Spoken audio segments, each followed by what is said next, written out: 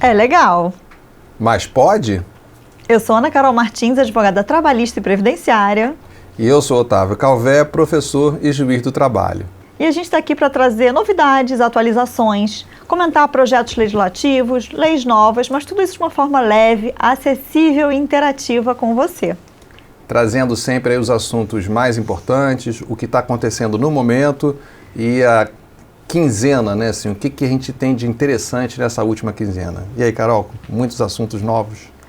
Tem, né? Impressionante como a área trabalhista... Não para nunca, né? Não, eu fico assim, será que vai ter tema para o próximo programa? Mas sempre aparece assunto. E a gente sempre se surpreende, né?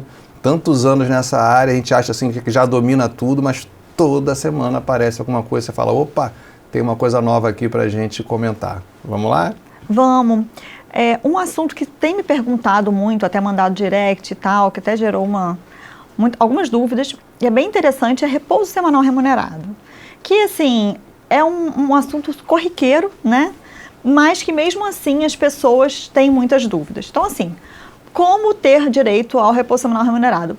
2 requisitos, frequência e pontualidade. Então, você não pode ser faltado durante a semana, não pode ter sido impontual. Isso vai fazer diferença, sim, para você fazer jus, para você ter direito àquele repouso semanal remunerado. Além disso, suprimir o repouso semanal remunerado não é possível. Por quê? Porque o 611B traz lá como um direito que a gente fala, né, que é infenso à negociação coletiva. Não pode negociar, tá? E a questão da coincidência do repouso semanal remunerado coincidir com o domingo, que é a grande polêmica, né, Otávio? Então, você sabe que eu fiz o meu mestrado, né, há 20 anos atrás, sobre direito ao lazer. E esse foi um dos pontos que eu trabalhei bastante na minha dissertação, porque a Constituição fala ali no preferencialmente aos domingos. E o que significa isso juridicamente, né? Isso significa que preferencialmente concedo aos domingos quando eu bem entender da forma que eu quiser, ou existe uma regra, uma obrigatoriedade para os domingos? E uma das conclusões que a gente chega é tranquila, assim. Esse preferencialmente significa o seguinte: vai ser aos domingos, a não ser que haja uma justificativa para que recaia em outro dia da semana. E essa justificativa não é a bel prazer do empregador, nem do empregado. Essa justificativa, na verdade, está dentro de regras do ordenamento jurídico. Empresas que são atividades essenciais e que não podem fechar aos domingos, a parte de cultural, né, elencos teatrais e por aí. Então, existem regras próprias, né, que justificam que o seu repouso seja tirado outro dia. Senão o empregado acaba sendo lesionado, né? Não é a mesma coisa, né? Você tirar a sua folga no domingo ou numa terça-feira, é totalmente diferente, né? Sem dúvida. Então, assim, regra geral, empresas com funcionamento aos domingos, que tem essa autorização especial, né, para ter um funcionamento dominical, elas têm que ter necessariamente, para os homens, uma escala de revezamento que a cada 3 semanas uma seja usufruída num domingo, não é isso? Essa escala de revezamento, ela é importantíssima, né? Assim, em termos de compliance, o empregador tem que estar sempre preocupado com a coincidência da folga aos domingos, pelo menos uma vez dentro de um rodízio de 4, né? Então, cada 3, pelo menos um tem que ser, o quarto, né, tem que ser aos domingos. E essa é uma regrinha que ela veio na Lei 10.101 de 2001, que é a lei da PLR, participação nos resultados, mas que também colocou um artigo sobre repouso, no que diz respeito ao comércio. E a gente pode dizer que, de uma forma geral, acabou-se entendendo que essa regrinha do comércio deveria ser a regra geral, porque antes, pela CLT, era a cada 8 semanas o revezamento. Com essa lei do comércio é que baixou para 4 semanas e acabou sendo um padrão geral, digamos assim, majoritariamente aceito e aplicado na Justiça do Trabalho. Tá, bacana. Então, em relação aos homens, artigo 6º da Lei 10.101 de 2000, que fala sobre a obrigatoriedade de ter a cada 4 semanas, né? Uma dessas 4 semanas, necessariamente tem que ter a folga no domingo. Bacana. E com relação às mulheres, né? Isso gerou muita repercussão, as pessoas estão achando que é uma norma nova, mas não é. É uma norma antiga. O artigo 386 da CLT, ele fala que as mulheres têm que ter um direito ao repouso semanal remunerado, coincidindo com o domingo, quinzenalmente. tá? Então, mas esse artigo, ele é antigo, ele não é nenhuma novidade. Mas veio aí recentemente o STF para poder declarar a constitucionalidade desse artigo e as pessoas estão trazendo isso como se fosse uma notícia nova. Uma descoberta, né? Mas é engraçado porque, assim, era o tipo do artigo que estava lá esse tempo todo e estava em desuso. Porque, na verdade, da Constituição para cá, com a ideia da isonomia, a gente começou a ter muito cuidado com essas regras que diferenciam mulheres e homens no mercado de trabalho, com medo do efeito reverso. Já que mulher, então, tem esse privilégio de a cada 2 semanas e não a cada 4, né? Então, isso significa que fica mais caro contratar mulher, mais difícil contratar mulheres. Então, a gente tinha muito medo desse efeito reverso, né? E a norma ficou meio que em desuso por muito tempo. Eu me lembro de aluno me perguntando isso em sala de aula. Mas, professor, como é que há 4 semanas se tem aqui a regra das mulheres? Eu falei, olha, tem aí, mas ninguém usa.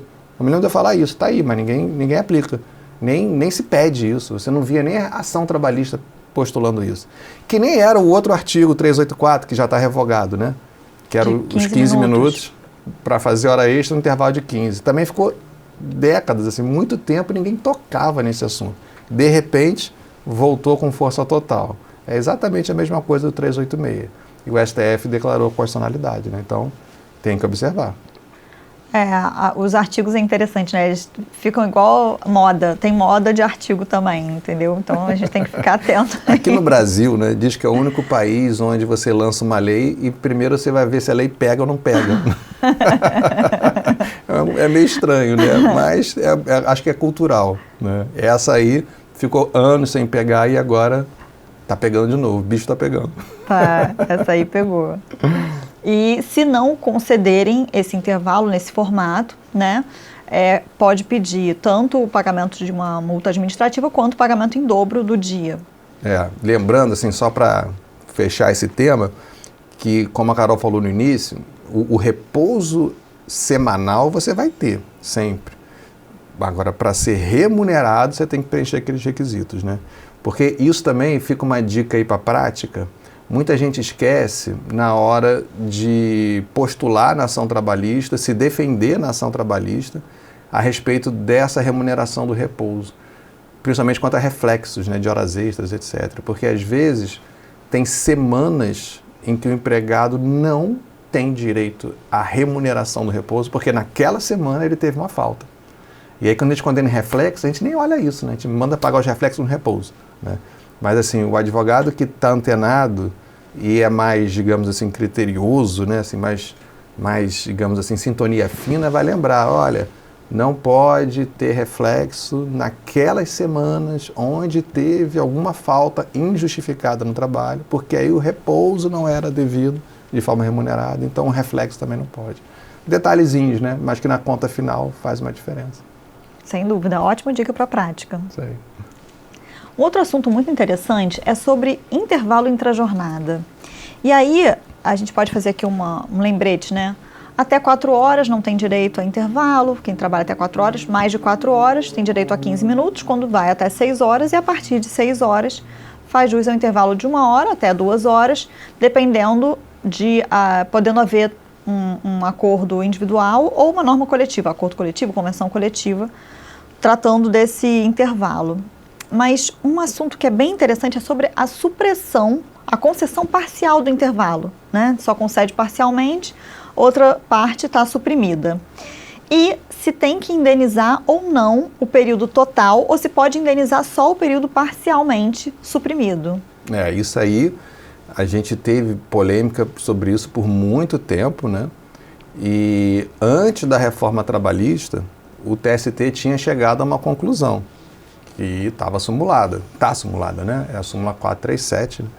Que tem lá o entendimento do TST antes da reforma trabalhista, que mesmo quando você goza o intervalo, mas apenas de forma parcial, a lesão seria total, né? Eu me lembro que, o que se falava? O intervalo, o instituto não alcançou a sua finalidade, que é você se alimentar de forma correta, você descansar para não ficar, não ter doenças e por aí vai. Então, se eu tirei, era 1 hora, eu tirei 30 minutos, não interessa. Tem que pagar 1 hora inteira E o TST ainda entendia que tinha natureza salarial antes da reforma trabalhista. Mas a reforma mudou tudo, né, Carol? E aí agora tem aí dois entendimentos distintos, e isso é bem interessante, com relação a esse período suprimido, né? Com a reforma trabalhista, o artigo 71 ganhou o parágrafo 4º, que fala que o período suprimido, primeiro que ele é considerado, o período de intervalo ele é considerado indenizado, período não concedido, né?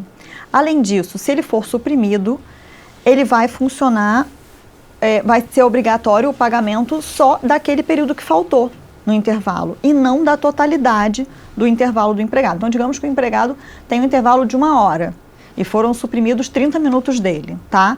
Nesse caso, ele vai receber aqueles 30 minutos que faltavam apenas como indenização, e não o período total, ou seja, aquela 1 hora. A lei, então, veio mudando completamente o que antes o TST tinha pacificado na súmula 437. Aí ficamos com esse dilema, né? A súmula fala uma coisa, a lei nova fala outra. E aí, toda vez que isso acontece, qual é o padrão geral, o comum? A súmula fica ultrapassada, né? A gente tem uma nova lei que trata desse assunto de forma diferente, vale a nova lei, né? Não existe direito adquirido à súmula, né? O entendimento da súmula era com base na legislação anterior. Como a legislação muda, a partir dali, em tese pelo menos, né, a regra geral seria, aplica-se a lei nova a partir dali. Só que a gente tem um grande debate de fundo nisso, né? E o que chamou a atenção agora, minha atenção, foi que teve uma decisão da 3ª turma do TST. Quando a gente fala de decisão do TST, é claro que a gente sempre fica assim, opa, peraí, chama atenção, eu preciso me inteirar sobre o que o TST tem pensado. Mas, às vezes, as turmas não têm o mesmo pensamento. Então, a gente tem que entender qual é o pensamento de cada turma, porque se o processo cai em uma turma diferente, você já imagina qual vai ser o resultado. Então, nesse caso, uma reclamação trabalhista caiu na 3ª turma do TST. E o que a 3ª turma entendeu? Que a reforma trabalhista, ela só se aplica aos contratos que foram firmados após a chegada da Lei 13.467, né, lá em 2017.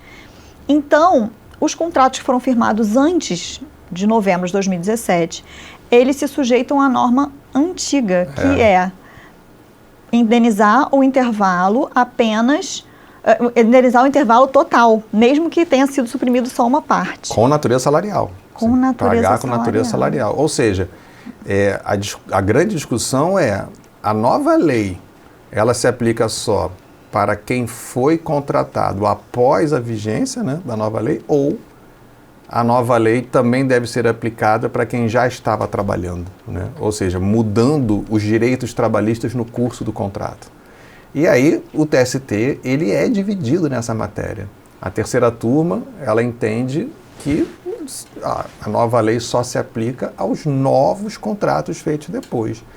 Esse entendimento eu não concordo, eu acho um entendimento equivocado. Não é entendimento vinculante, é bom lembrar isso, né?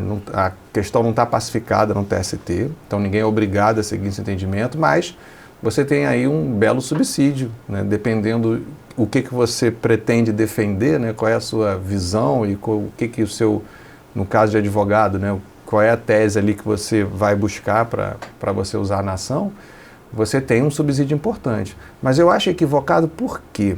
Porque eu acho que essa tese, ela confunde a natureza jurídica dos direitos trabalhistas, né? Porque quando você fala assim, contrato de trabalho, os direitos que estão contratualmente assegurados, porque o meu contrato de trabalho era anterior, logo é ato jurídico perfeito, né? Ou alguns até falam em direito adquirido, mas mais ato jurídico perfeito. Só que essa tese eu acho que ela esquece que nós temos o contrato de trabalho firmado primeiro em cima de normas de ordem pública, que são essas normas cogentes, essas normas imperativas que trazem os direitos mínimos trabalhistas. Por exemplo, intervalo. O intervalo ele está previsto numa norma de ordem pública. Então, quando eu contratei meu empregado lá atrás, eu não pactei com ele. Falei, Carol, eu vou te dar 1 hora de intervalo mínimo. Não, isso está na lei. Eu estou cumprindo o que a lei manda e ponto final. Não é um direito contratualmente assegurado. É um estatuto jurídico compulsório que eu tenho que observar.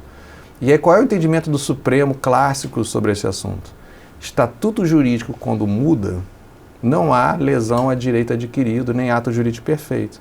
O estatuto jurídico novo passa a valer de agora em diante. É o que aconteceu, por exemplo, acho que eu até já citei esse exemplo aqui uma vez, com a minha aposentadoria, né? Era para eu ter me aposentado aos 46 anos de idade, porque quando eu passei no concurso de magistratura, em 97, a regra era 30 anos de serviço como magistrado.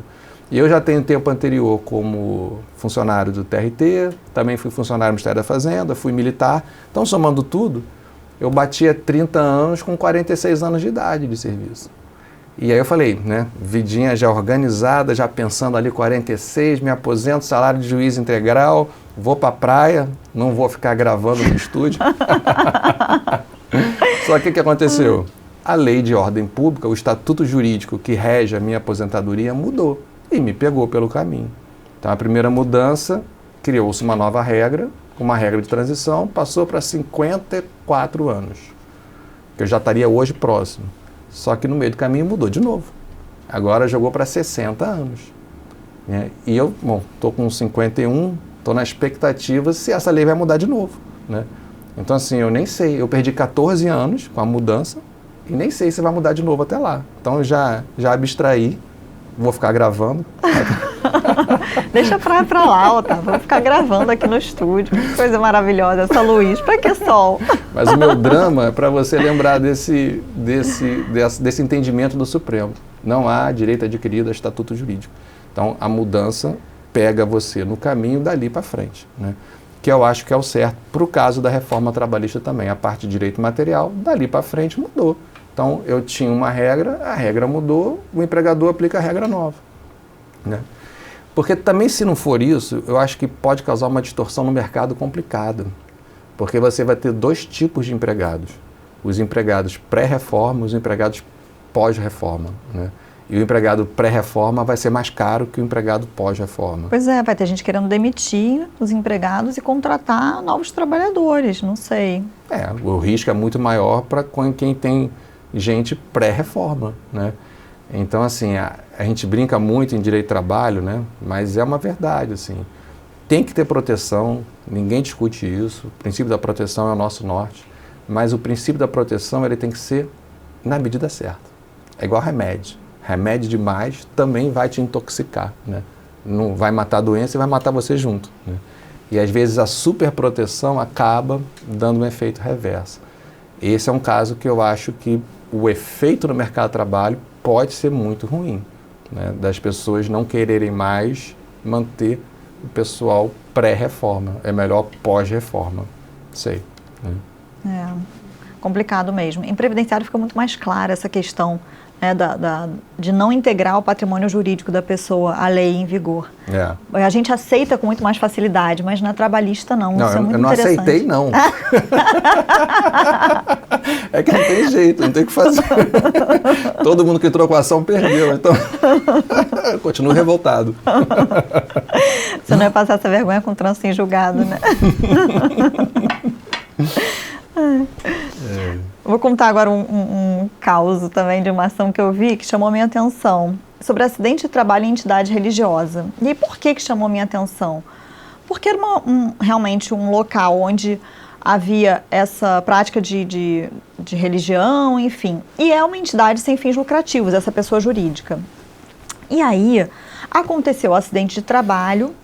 Como não é uma atividade considerada de risco, uma atividade que tem um risco comum a qualquer outra atividade, não é aquele risco diferenciado, então a responsabilidade do empregador nesse caso... Depende da religião, né?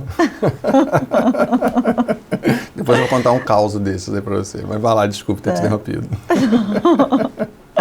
A responsabilidade nesse caso, ela é subjetiva, ela não é objetiva. Então, o que é necessário quando a responsabilidade é objetiva? Comprovar negligência, imprudência ou imperícia para conseguir realmente alguma indenização. No caso concreto que eu estou mencionando, o empregado realmente não conseguiu comprovar nenhuma culpa da empregadora e ele não teve direito à indenização. É a regra geral, na verdade, né? A regra geral do nosso ordenamento jurídico é a responsabilidade subjetiva, né? A objetiva são casos especiais. E a grande importância de você saber diferenciar, entre outras coisas, né, é a questão da prova da culpa, né? Na subjetiva, quem alega tem que provar que houve culpa do empregador. Porque muita gente confunde, Carol, a questão do acidente de trabalho nas suas várias repercussões, né? Porque o acidente de trabalho configurado, ele automaticamente vai ter uma repercussão trabalhista, pode ter, né, que é a estabilidade, vai ter repercussão previdenciária, o auxílio-doença acidentário, né, enfim, e pode ter mais uma repercussão civil trabalhista, que é a responsabilidade do empregador pelo evento.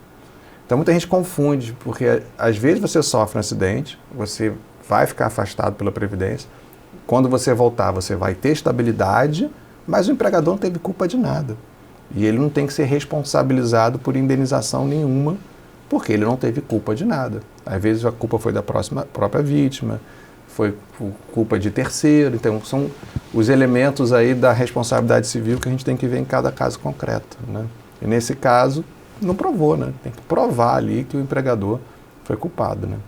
Mas eu estava brincando com o negócio depende da religião, é que uma vez eu vi um caso que o sujeito dizia que a religião era um grande teatro, na verdade, que ele foi contratado para fingir que era exorcizado, né? E essa era a alegação dele, que, né, a gente acaba não sabendo se era verdade ou não, mas ele alegava isso, né?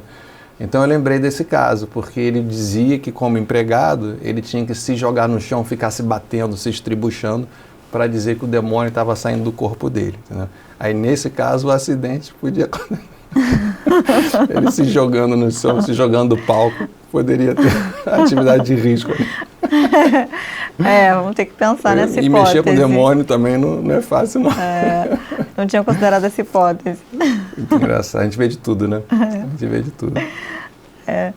E ainda sobre acidente de trabalho, também vi um caso bem interessante sobre dano moral indireto, aquele dano em ricochete, de uma tia que pedia numa ação trabalhista uma indenização por ter perdido o sobrinho naquela queda da barragem lá de Brumadinho.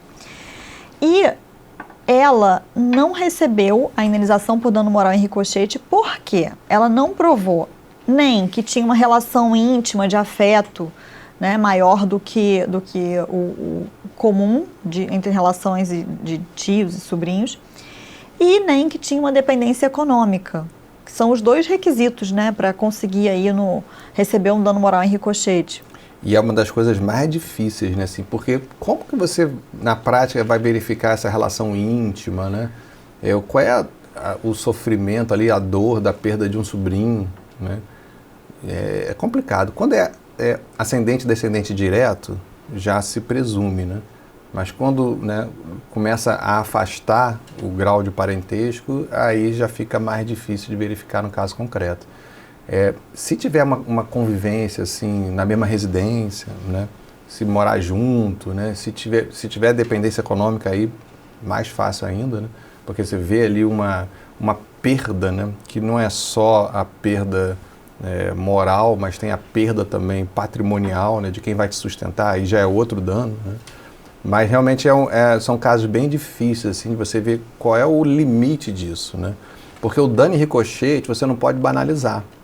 Eu me lembro de um professor que dava o exemplo de dano em ricochete quando tinha problema estético, né?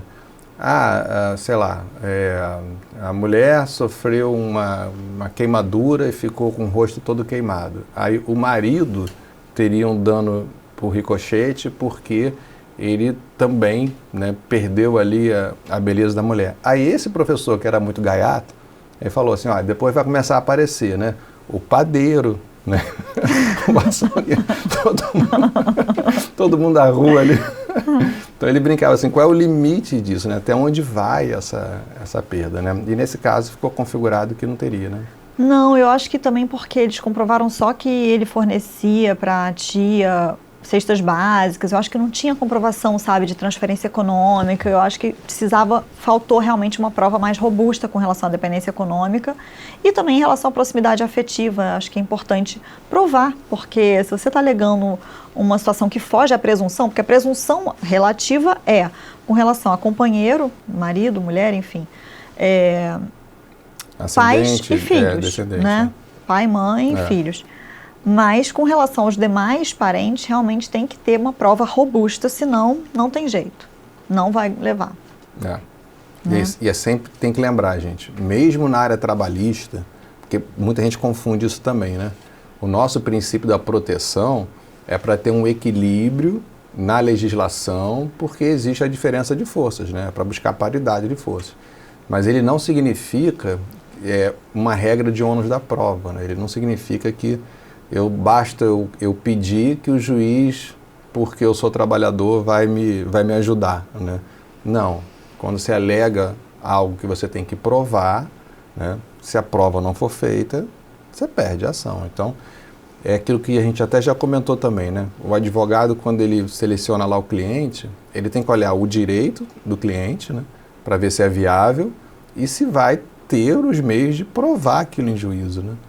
Porque é triste, mas às vezes você tem o direito, mas não tem como provar, né? Então tem que pensar bem se vale a pena realmente levar ou não para a justiça, né? Com certeza. Um outro tema que é bem bacana é sobre indenização por gastos que o empregado tem. Nesse caso específico, concreto, que eu trouxe para a gente analisar, foi o seguinte: se deviam ser restituídas as despesas que a empregada tinha com manicure, pedicure, maquiagem, tudo isso. Então, que eram exigências do empregador. Então, o uso, né, de brincos, relógios e tal, eram exigências diferenciadas daquele empregador e exigidos muito por conta da natureza da atividade. E aí havia essa distinção na decisão bem interessante sobre recomendação, o que é uma recomendação e o que é uma exigência, né? Porque é diferente você recomendar que os trabalhadores vão ao trabalho, enfim, não usem roupas que sejam de... que assustem as pessoas. Porque às vezes assim, o ambiente de trabalho ele pede. Né? Bem arrumado, né? Assim, apresentável, né? Sim, sim. Dentro de um bom senso, de um razoável, né? Às vezes não pode nem usar bermuda, tem aquela discussão toda, né? Você tem que ver em que ambiente você transita, né? Porque isso também, o pessoal tem muito medo hoje, né? Vou criar um código de vestimenta. Como é que fica a liberdade das pessoas? Eu sempre dou o seguinte exemplo. No tribunal, você como cidadão, você não entra de bermuda. E teve uma época que você não entrava nem de camiseta. Hoje já está mais fácil, mas de bermuda você não entra no tribunal. Para entrar de bermuda no tribunal, vai ter que, caso excepcionalíssimo, o juiz vai ter que autorizar, porque o pessoal lá em barra. Fica barrado lá na portaria. Por quê? Porque tem uma regra de conduta, de vestimenta no tribunal, que é de acordo, né, com a formalidade dessa instituição, né? Então, assim, é um exemplo a mostrar assim, que o empregador pode criar regras, né, nesse sentido. Agora, sempre que o empregador cria uma regra, impõe uma regra, ele tem que pensar nas prováveis consequências disso, né? Que foi o caso dessa decisão, né? Que foi o caso dessa decisão que deu realmente indenização para a trabalhadora. Então, tomar muito cuidado, né? Se é uma recomendação, tem que ver como você vai escrever essa cláusula no contrato, tudo isso, para não ficar parecendo que é uma exigência. E aí faz diferença. E assim, na verdade, eu sou um pouco crítico ao limite disso, né? Porque assim, tem profissões em que você exigir, por exemplo, de uma pessoa que trabalha em vendas de maquiagem, a pessoa tem que estar assim, extremamente maquiada, né? Assim, com a maquiagem perfeita, porque ela vende isso, né? Isso realmente vai trazer um gasto fora do normal, né? É um gasto que essa pessoa não teria se tivesse em outra profissão. Então, aí eu acho razoável. Agora, você se arrumar, você botar uma roupinha bonita, você botar sua maquiagem normal, né? Assim, a coisa do cotidiano, eu acho que não tem que pesar para o empregador, né? Eu acho que o empregador pode exigir uma boa aparência, no sentido de estar apresentável, né, ao público, sem ter custo adicional por isso. É o que a gente costuma às vezes criticar, que na Justiça do Trabalho, infelizmente, acaba se judicializando o trivial da vida humana. Sabe? E aí, quantas vezes eu não fiz instruções investigando isso? Ah, tá, então você era obrigado a usar batom, era. Quantos batons por mês você usa? E aí, assim, eu tenho lá ideia de quanto tempo, né, usa para gastar. Aí você fica ali fazendo uma instrução de quanto gasta com as maquiagens, sabe? E assim, às vezes é só uma coisa normal. Você, para estar gravando aqui hoje, se maquiou, né? Maquiei. E ninguém exigiu nada, né? Acho que você não ia ficar feliz se tivesse O público não ia gostar, né? Fala, ih, olha lá. Mas assim, é o trivial da vida humana, né? Assim, agora, quando sai do trivial, ok. Né? Aí sim, aí você tem que pensar que aquilo gera um gasto adicional que ela vai ter que usar do próprio salário para poder trabalhar. Eu acho que a pedra de toque é essa. Eu estou usando parte do meu salário para poder trabalhar para esse meu empregador. Aí eu acho que a indenização é bem-vinda. Que é o caso também daquele pessoal que trabalha em açougues, etc., grandes, que precisa usar aquela roupa também diferente, que demanda muito na lavagem, aí precisam levar a roupa para casa muitas vezes para lavar, tirar mancha, né, de sangue, alguma coisa assim, não é isso? Uniformes especiais que precisam de limpezas especiais, a regra, o empregador tem que custear isso, né? Normalmente esses uniformes especiais com limpezas especiais, o empregado nem leva para casa, normalmente. O empregador tem um sistema também lá de coletar roupa e ele mesmo lavar.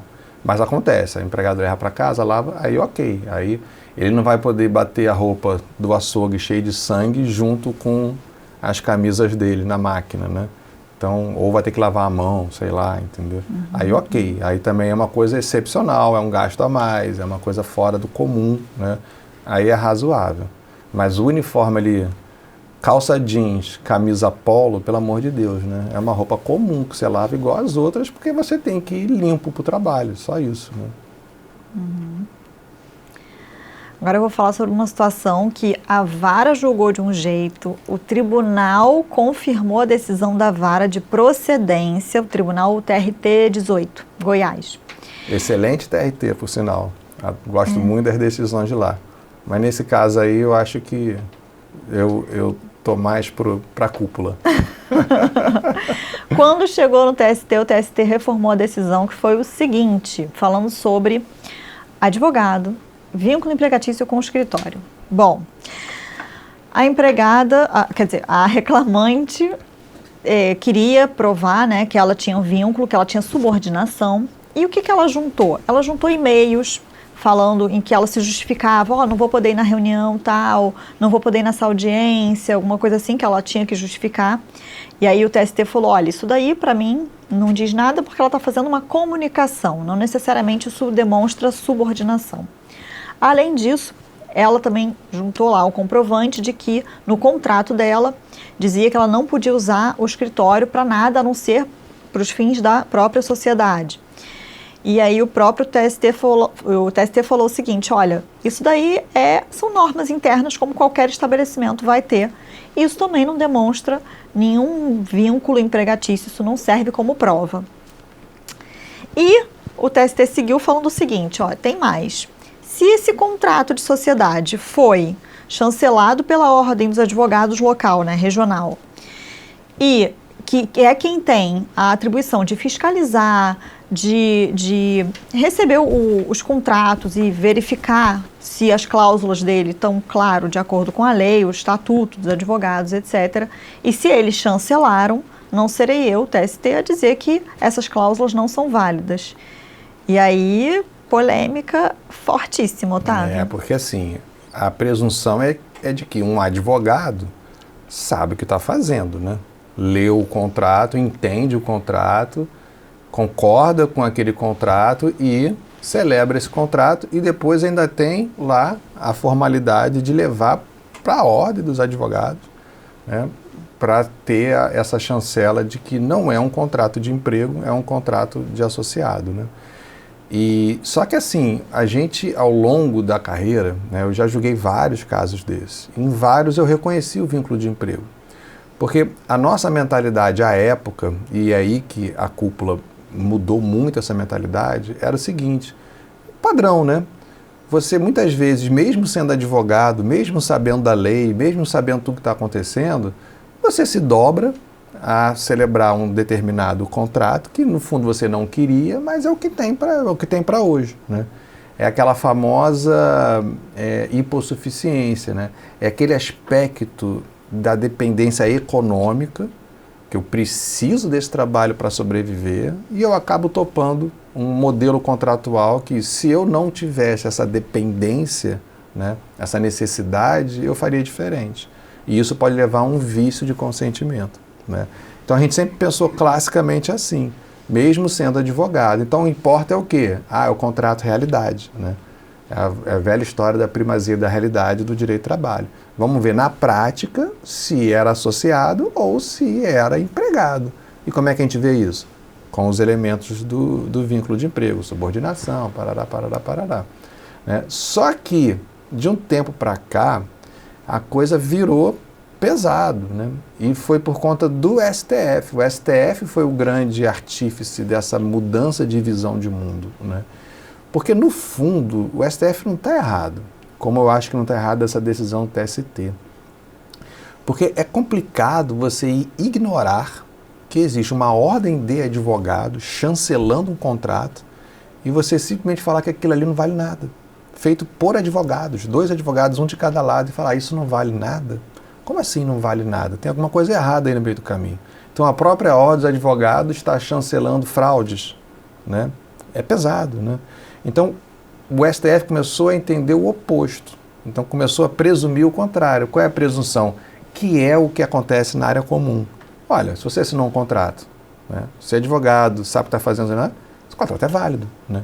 Para invalidar, você tem que provar, prova robusta, cabal, de que teve ali um elemento que viciou toda a formação desse contrato, né?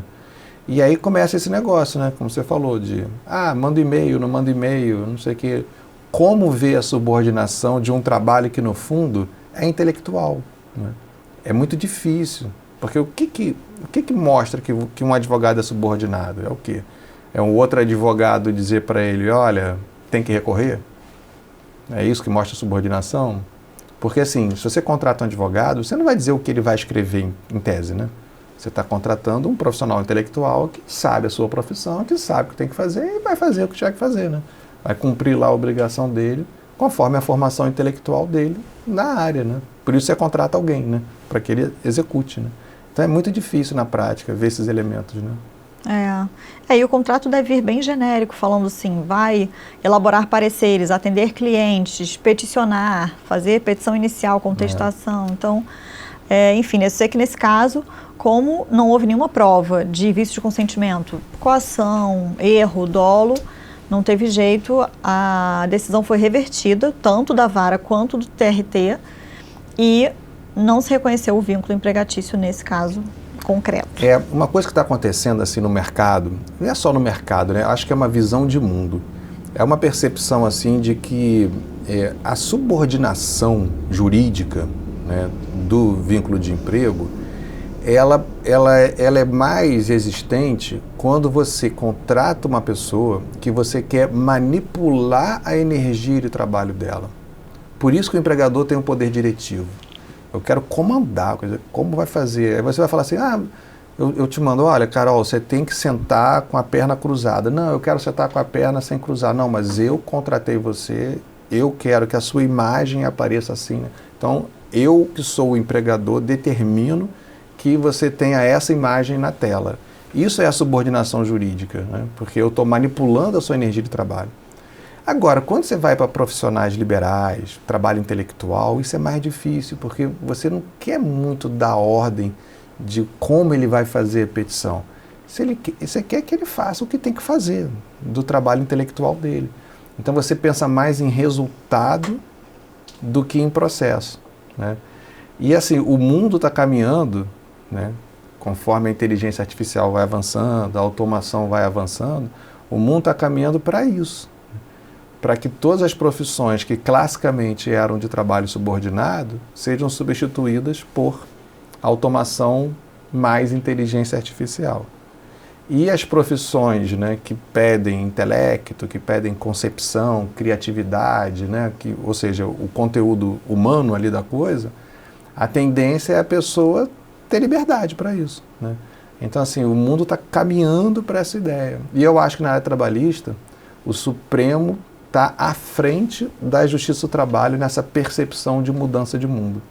Lógico que a maioria na área trabalhista fica triste com isso, não gosta, né, das decisões do Supremo, mas eu acho que o Supremo está avançando assim, nessa visão de mundo, que eu acho correta. O que eu lamento é a gente não estar fazendo nada para criar as proteções devidas para esse novo mundo. É isso que eu lamento, né? A gente não está acompanhando, né, do ponto de vista trabalhista, essas novas necessidades. Porque, ok, não é empregado, mas não tem nada, não tem proteção nenhuma, não tem direito mínimo nenhum do ponto de vista trabalhista lato sensu, né? Um salário mínimo, um tempo limite máximo de trabalho, só porque eu não é empregado não tem nada. Eu acho que é isso que agora a gente tem que começar a refletir, né? A mudança já chegou, vai se acelerar cada vez mais, né? Eu estava vendo um programa, um podcast, né? Que é um barato esse formato, né? Esse formato eu acho que é o mais legal hoje, né? Porque aquela coisa do unilateral é chato, né? Você quer ler a pessoa só falando. Mas eles criaram, né? A Google, um tempo atrás, criou um programa de inteligência artificial para jogo de xadrez e colocou para jogar com o computador que já era o campeão, o melhor computador do mundo. E essa inteligência artificial saiu do zero. Ele não tinha nada, ele nunca tinha, não imputaram para esse novo programa as jogadas humanas que já existiam há séculos. Não, a inteligência artificial começou do zero e ela foi aprendendo com esse computador que era o melhor do mundo e foi jogando com ela até superá-la. Quanto tempo você acha que levou do zero a ser o programa que não perde mais para o melhor computador que já existia do mundo em xadrez? Quanto tempo a inteligência artificial levou para aprender isso? Todas as jogadas possíveis e imagináveis de xadrez. 4 horas. Que isso? Em 4 horas. Olha que eu sou ruim de chute, mas não ia chegar. E sabe o que é o mais sensacional? Com jogadas, como não imputaram as jogadas humanas, de seres humanos ao longo dos séculos, né, que já tinham acontecido, percebeu-se que a inteligência artificial fez jogadas novas, criativas, que nunca antes tinham sido feitas. Então isso mexe, né? Mexe com todo esse mundo novo aí que a gente tá vislumbrando, já está vivenciando, mas de uma forma ainda inicial, e que a gente sabe que vai atropelar, né? Então, eu acho que essa questão do advogado é assim a pontinha do iceberg desse grande problema maior, né? De pensarmos, nem todo mundo vai ser empregado, mas só por isso não vai ter proteção nenhuma para esse pessoal todo, né? É isso. Agora, uma outra situação, a situação dos médicos. Eu não sei como é que é em outros estados da federação, mas aqui no Rio de Janeiro, majoritariamente os hospitais públicos são administrados por organizações sociais ou fundações e muitas vezes os médicos não conseguem, porque não abre concurso para atuar nesses hospitais públicos, mas eles conseguem atuar através de concursos feitos por essas fundações, organizações sociais. O que você acha disso, dessa situação especificamente? Eu me lembro de um caso também curioso, né? Há mais de 20 anos, o meu irmão que é médico, né? E concursado da Fiocruz. Na época ele passou por esse sofrimento ele foi bolsista, foi terceirizado, foi de ONG, foi de tudo, porque não abria concurso na Fiocruz. E eu me lembro que uma vez, foi ele e mais uns amigos, 5 médicos, me procuraram lá no tribunal para eu dar conselho, assim, né? Para tentar entender, né, o porquê que não abria concurso, né? O que podiam fazer. Eles queriam denunciar o Ministério Público e tal. Eu falei, olha, vocês vão ter que fazer aqui uma caminhada de herói, né? Vocês vão ter que assumir uma perda inicial que depois, no futuro, pode gerar um ganho, que é denunciar o Ministério Público, como eles acabaram fazendo, porque a primeira coisa que o MPT vai fazer é mandar parar com essa terceirização toda aí que estava acontecendo na época, considerada ilegal, né? E aí, de fato, Parou com a terceirização e mandou abrir concurso público. Aí abriu concurso público, quem passou, passou, quem não passou, passou. Meu irmão passou, então para o meu irmão ele fez toda a caminhada e deu certo, né? Mas hoje em dia a questão é mais complexa, né? Porque assim, hoje em dia a visão também majoritária é de que você delegar as atividades para terceiros não é necessariamente ilegal. Pelo contrário, a regra hoje é de que é possível, né? Então você vai ter que olhar muito no caso concreto para ver o que está acontecendo, mas em tese hoje é possível. É possível você ter essa gestão por terceiros, né, dessa atividade. Então assim, eu acho que acaba sendo um grande embate de visões de mundo também. É melhor, o que é melhor? É você delegar uma atividade que antes era só do Estado para um terceiro gerir e um terceiro executar, privado, né? Ou é melhor fazer concurso público e botar o pessoal lá, funcionário público, servidor público, como sempre, como era no passado? Realmente depende de visão de mundo mesmo, né? Tem coisas boas para os dois lados, né? E coisas ruins para os dois lados, né? A minha dúvida ficou em relação ao vínculo. Como é que ficaria se essas pessoas conseguiriam um vínculo? Com o Estado, não. Porque aí tem o famoso problema do concurso público, né? Sim. Mesmo que a terceirização seja considerada ilegal, né, essa delegação de atividade, mesmo que ela seja considerada ilegal, eu não vou conseguir pegar esse profissional e dizer que ele é empregado do Estado, da União, enfim, porque não foi feito o tal do concurso público para ele ter um contrato válido. Então ele acaba tendo um contrato nulo, né, porque não fez concurso público. Então fica assim, realmente não tem muito para onde correr não, sabe? É uma situação bem periclitante, né? Que acontece muito. Acontece muito, até porque assim, além das questões políticas que se envolvem, né, nessas contratações, você tem aquela coisa de inchar ou não inchar a folha de pagamento do Estado, né? Porque quando você faz concurso e coloca um servidor público, daqui a pouco ele está estável, fica ali a vida inteira, né? E aquilo vai inchando a folha, né? E a gente tem um grande problema hoje que é de orçamento, né? Com responsabilidade fiscal e etc., os gastos vão batendo nos tetos, né? E aí você tem que controlar esse gasto. Senão chega uma hora, como já aconteceu aqui no Rio, não sei se você lembra. Teve uma época que o Estado do Rio ficou sem pagar salário a servidor público, porque não tinha orçamento para pagar. Atrasou salário, não pagou 13º, foi horrível. Então é aquela coisa, né? É decisão de administrador mesmo, eu acho. Tá. Eu vi uma decisão que eu achei tão divertida, porque eu percebi que o juiz ficou muito bravo. O juiz não fica bravo. Não? É que eu falo, o juiz nem erra. O juiz é sempre, né, induzido a erro. Eu tenho um amigo que fala que o juiz, quando erra 3 vezes seguidas, cria jurisprudência. É entendimento. Nesse caso concreto, o juiz determinou a constrição de valores de um banco, de uma entidade financeira, porque não obedeceram à ordem judicial de que os valores que foram penhorados na conta de um cliente do banco fossem transferidos para a vara, né? Então, o que acontece? Quando você emite uma ordem daquelas, né? Antes era Bacenjude, agora é Cisbajude, manda a ordem financeira para os bancos verem se tem algum valor lá do executado, do réu naquele processo, né?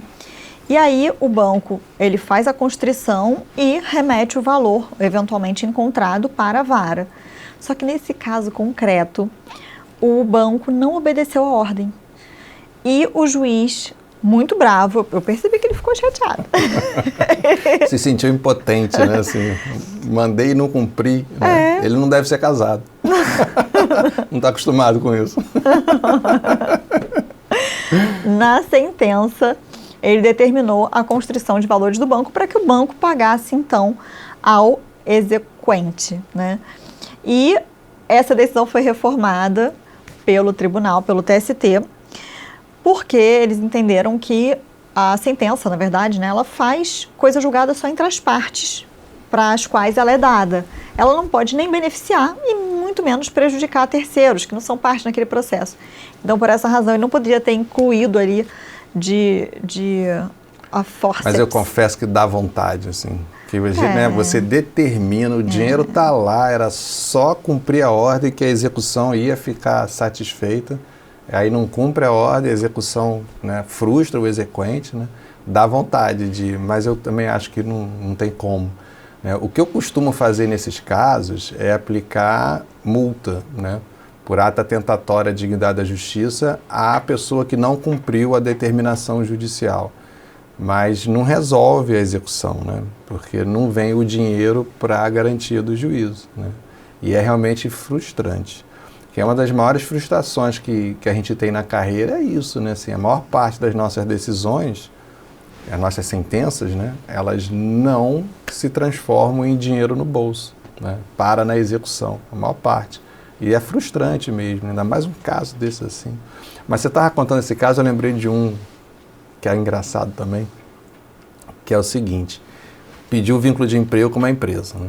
Aí a defesa da empresa falava que não, ele trabalhou lá, mas o vínculo não era comigo não, o vínculo era com o empreiteiro lá, que chamava, sei lá, João. Aí beleza. Aí levou o tal do João como testemunha, né, para o João depois, a empresa fazia a prova de que o João que tinha contratado o reclamante, que o João que era o empregador. E a testemunha confirmou tudo, falou, não, fui eu que contratei, eu que pagava o salário, não sei o que lá. O juiz se convenceu que a testemunha era o empregador. O que o juiz fez? Condenou a testemunha. Maravilhoso. Por isso que eu me lembrei, né? Acabou atirando para o outro lado. Aí a testemunha foi lá, depois saiu condenada. Óbvio que a sentença foi reformada depois, né? Pior do que essa, só uma vez que eu vi um colega reconhecer incompetência e mandou para o Tribunal de Contas da União, que nem faz parte do Poder Judiciário. Foi a outra gafe, assim, enorme que eu vi, de bastidores da magistratura. Essas duas gafes foram terríveis. Mas não dá, né? Assim, o cara falar como testemunha, ele não é parte. Por mais que você esteja convencido, o que o reclamante pediu, ele não tem direito. Ele não é empregado da empresa que ele indicou, ele é empregado de outra pessoa. Então você julga improcedente a ação. E deixa ele entrar com uma nova ação contra o verdadeiro empregador. Né? Mas você não pode dar esse jeitinho, né? De jogar para cá, jogar para lá. Você vê que a gente dá dica aqui não só para advogados, mas para juízes também. Então, nesse caso, tinha que ter o quê? Uma multa por ato atentatório à dignidade da justiça aplicada ao banco. Aí sim, gente, é isso. Tá aí vendo? Você consegue pegar esses terceiros assim que tumultuam o processo. Dá para fazer isso, dá. É. Então é isso, a gente ficou muito feliz de poder tratar desses assuntos hoje aqui com vocês. E pedimos para vocês para assistirem os nossos vídeos e sempre marcarem aí o gostei e seguirem a gente nas redes sociais. Isso aí, gente, porque assim, vocês sabem da grande dificuldade da gente, né, pulverizar o nosso conteúdo. Então, gostou? Dá aquele like, né, Carol?